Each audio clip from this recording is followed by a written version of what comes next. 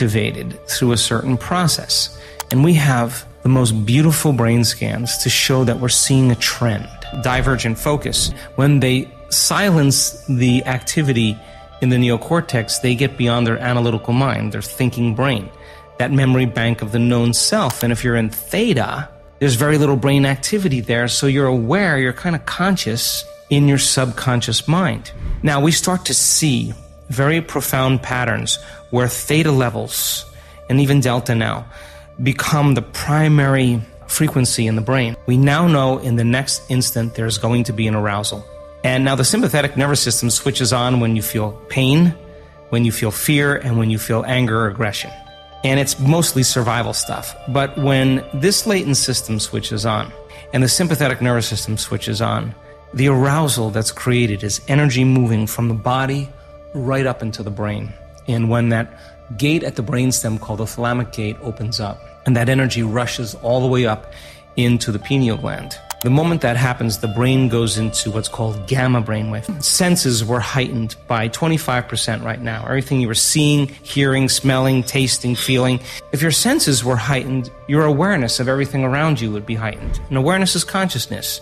You can't have consciousness without energy. So now, all of a sudden, the energy in the brain goes way up. And the person now is literally in a whole nother world. Now, the radio receiver is activated. And now, all you gotta do is keep this mechanism suppressed and tune into frequencies. And all those frequencies carry information. And when the brain latches on to a frequency, the pineal gland acts as a transducer.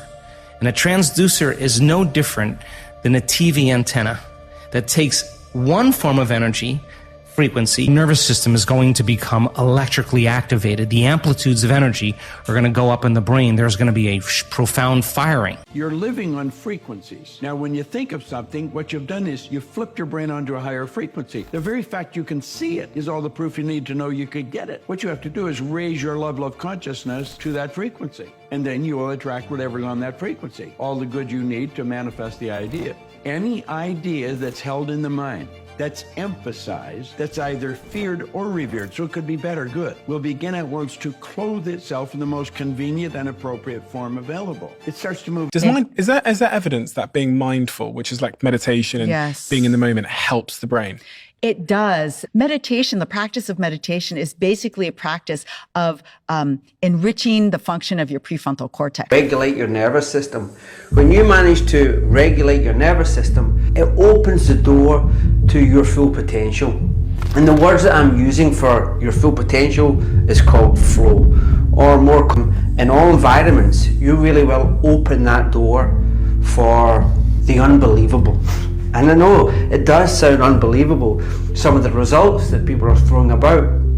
For example, that 500% boost in productivity that was brought to light by McKinsey & Co. That was a 10-year study that they discovered that when they attuned their staff into a day of flow, a week of flow, then they had this significant boost in productivity. There was also a 490% boost in learning speed reported by DARPA, a 430% boost in problem-solving skills done by the University of Australia.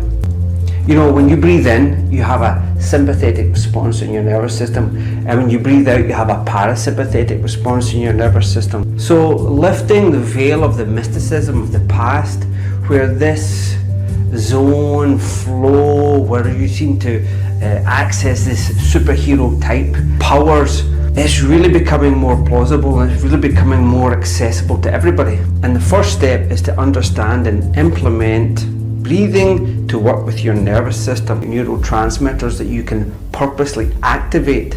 And then this happiness state again is linked to specific neurotransmitters and hormones that give us this yin-yang, this pushing us forwards and enjoying where we are. You unlock your potential.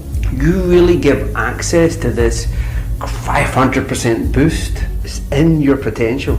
It teaches you the key neurotransmitters and how to purposely activate them. So that pursuit, future, dopamine, and that here and now, serotonin. They need to be an artist of yourself. We take on board the science, which is great. It reinforces the direction that we're going to go on. But once we've eaten that, we've digested the science, we need to put it into practice. One with the rock climbers, one with the wave, the surfers. So there's an area called the dorsolateral prefrontal cortex. It lessens, and when it lessens, we get this sensation of being at one with what we're doing. The most important 20 minutes of my day are spent doing this one thing. I used to get stressed easily and would react to others' actions, thoughts, or emotions. I found myself constantly stressed out because there was never enough time in the day to accomplish everything. I felt like time was always being wasted. I felt stuck when overwhelmed or anxious and searched for a solution. I discovered meditation, but thought it was only for hippies and monks. I tried it for 5 minutes without feeling any effect. I tried it for 3 days straight and started feeling the benefits. I committed to daily practice even when I didn't want to. I did it for a few years and noticed significant improvements in stress, anxiety, emotional health, self-awareness, and sleep quality. Because of this, I can now accomplish more in my day as I'm not phased or emotionally attached to situations that used to distract, disrupt, and waste time each day. I now respond to life more calmly and feel like a different person, all by taking a few minutes each day to sit with my thoughts.